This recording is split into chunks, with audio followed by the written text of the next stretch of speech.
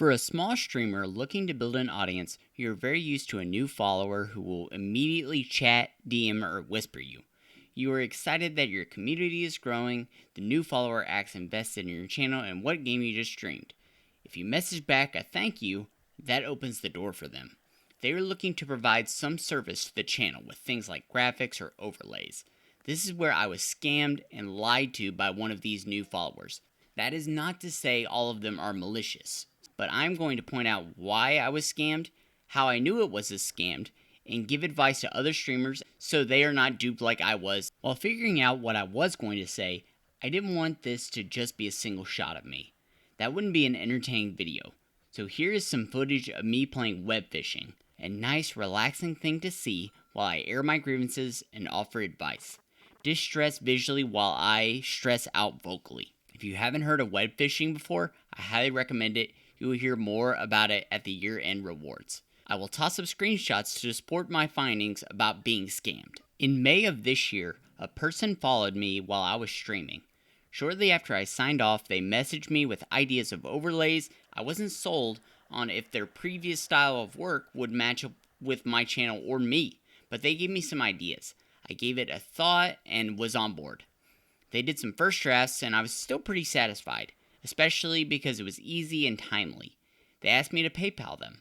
The Gmail they had given me, associated with the PayPal, was almost like a company-like name. That should have set off alarm bells, but it was my first time working with a graphic artist that wasn't my friend. I thought maybe they were branding themselves as a company or working under a conglomerate. The overlay ideas I was given was pretty standard. Then they suggested an animated overlay. I couldn't even process that an animated overlay was a possible thing that a small streamer like myself would have, so I agreed. They got it finished and even modified things to my liking. It was timely, things were good, I was happy with what they were doing for me, and after those things were done, we didn't communicate. I was a satisfied customer, and we went a few months without messaging one another. But something caught my eye. On the animated overlay, the bottom wasn't a straight line. It had occasionally bothered me before. It made me think there was a small error a designer would make, not a big deal. I had also decided that the animation that they had done for me was distracting when I imported the videos from Twitch to YouTube. So after the radio silence we gave each other, I reached back out 2 months later to see if they could fix it. That opened up the floodgates, and my inbox would be flooded. They asked me for money shortly after to work on a new project and to help with their bills. They had provided me with a project I was pretty happy with, so I was willing to help them out in a time of need and for some additional services. I received a lot of help when I was in need last year, so I wanted to reciprocate that.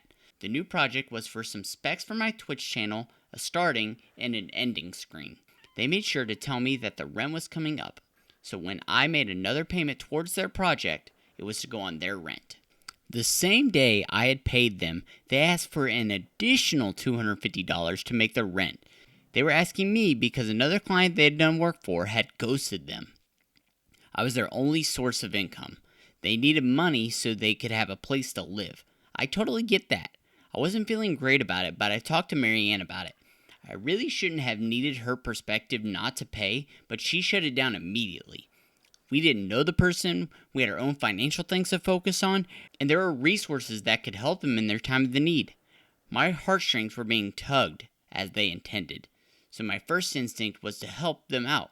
Thankfully, my wife said no. At this point, I told them I had drawn the line in the sand for the amount of money I could spend on graphic design. I would not spend a penny more.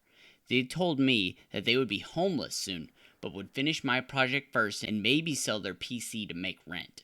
Less than 5 days later, I asked them if they had finished the overlay edit and removal of the animation that I initially asked for. They asked for more payments, saying they needed to buy tools for their graphic design. They even asked for a tip. Unbelievable. But I told them that they wouldn't get a penny more. Even after I said that I had hit my cap, they asked if I could send money later. A week later, I asked what the progress on the overlay was. Their response was that they were looking for the file and may have gotten lost. Odd, but okay. They sent me the start and end screen, so some progress was being made. I emailed them the overlay to work out. A week later, they asked for money because their daughter was sick and needed medicine. I told them that it was predatory to ask a client for money and that if I didn't give what I paid for in 5 days, I was filing a dispute with PayPal. 4 days later, they said it would be max 3 to 4 business days to finish. Next day, they were working on the overlay. I mentally gave them an extension since it appeared they were trying to work on some stuff. 4 days later, currently working on the project. Next day, no response. The following day, responds by saying they were in the hospital. Said they got some blood tests, but waiting on the results. Then afterwards, they said they got a breast cancer. Now, I understand people trying to communicate through text can be difficult for some. It may not be your first language, you may have to use a translator software to write and read messages, or you may have a medical issue. But I was already uneasy about contact with this person. Their messages had quite a few grammatical errors, so for them to give me massive news like a cancer diagnosis this way felt like they were lying to me. I acted sad but never offered to help. They said they had no way to pay for the doctor and needed some funds. That was the final straw and what I was waiting for. I could tell not blocking this person had upset my wife, but I was giving them the chance to send over what I had already paid for. When they talked about going to the hospital, I knew as soon as they asked for money, I was filing a dispute with PayPal. The next day, they begged me to take back my case. I told them absolutely not. They had asked me for money on 5 different occasions after I told them I had capped out. They had lost all my trust and that I would no longer be using their art. This is why, for those of you in the present that see my streams, notice the profile picture is no longer what I used to use, and I no longer use their overlay and reverted back to my old picture, which was a character that was cut from the game Grapple Dog. This is why the profile picture that they did for me is on the wanted poster in the thumbnail. They begged for more time, and I told them no. I'd given them a deadline and a 2-day extension to that deadline. I'd been kind, but they'd taken advantage of it far too many times. When I said that, they begged me 15 additional times to drop the case and made sure I knew that their daughter was in the hospital while they worked on the overlay.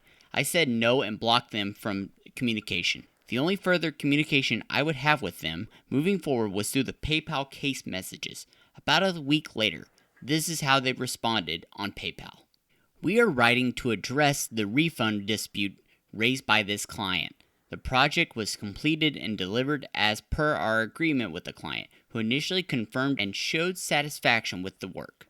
Our records include delivery confirmations and communication with the client, all showing that we fully met the agreed requirements. The client later requested a refund.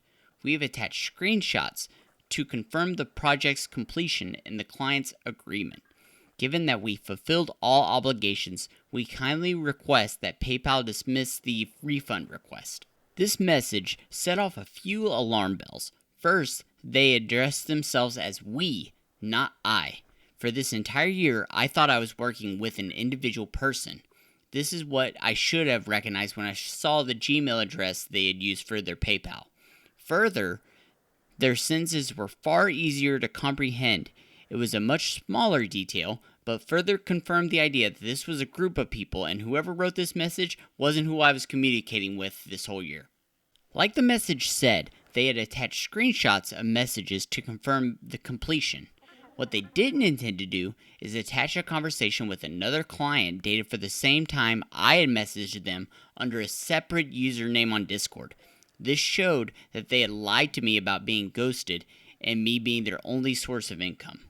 Not only that, I sympathize with other streamers because if they had screenshots of other conversations with streamers, then there are multiple PayPal cases open against this company. Other people have lost money, there's potential they were harassed like I was, and others fell for the trap like I did.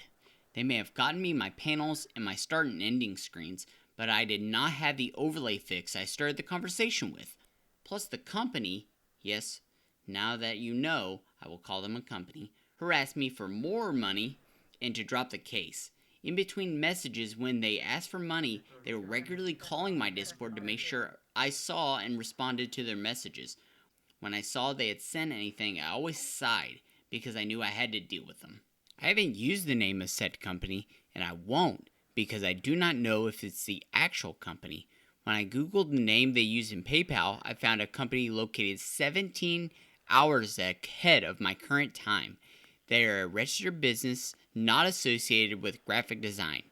It could be them or a group of people imitating them. It's a lot of work for something that is not my main source of income to try and figure out who they are. Someone else can investigate if they want, but they must do it with the right purpose. I wanted to wait a little bit to address this. PayPal did rule in my favor and granted me a refund, huge relief.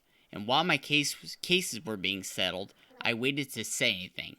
This leaves me with the opportunity to speak with small streamers and small graphic designers.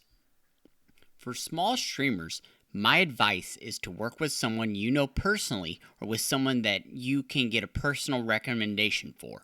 I have friends who generally do graphic design work for me when I want something personalized. When they have free time and I need graphical work, I will go to them. As for the recommendations, streamers know that they are not alone. We recognize that we are channels that viewers choose from, and streamers have contacts. Small streamers, in my mind, would be willing to point them to the right people that they can vouch for. I also advise you to protect your trust. Trust is something that can easily be taken advantage from. You can be bent to do what others desire just on the idea of trusting them. In today's day and age, where communication with people across the globe is so easy, being scammed or lied to is so easy for them to do as well. This is a learning lesson for me. I don't want others to be faced with the same thing. For small graphic designers, streamers see you follow, give thanks, but will not reply to your DMs because of things like this and the number they get. I totally understand why you do what you do. You want to get clients and to get paid.